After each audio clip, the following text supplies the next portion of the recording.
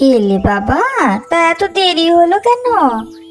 থাক থাক থাক, ওখানে থাক, রাখো। তোমার বাবা না হয় গুছিয়ে রাখবে এখন। তুমি উঠে এসো বাবা, চলে এসো, অনেক দেরি হয়েছে, এসো।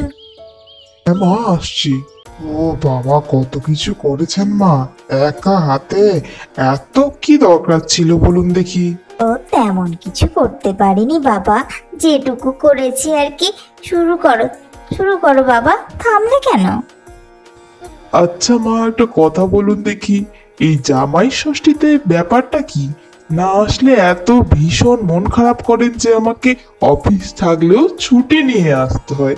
তাই জামাই ষষ্ঠী উপলক্ষটা কি বলুন দেখি? সবাই যে এত নিয়ম ঘটা করে পালন করে, এত আড়ম্বর করার কারণটাই আমি জানতে চাইছি আপনার কাছ থেকে। জামাই ষষ্ঠী বাঙালির একটা ঐতিহ্যবাহী সাংস্কৃতিক লৌকিক আচার বলতে পারো বাবা। জ্যৈষ্ঠ মাসের শুক্লপক্ষের ষষ্ঠী তিথিতে এটা পালন করা হয়।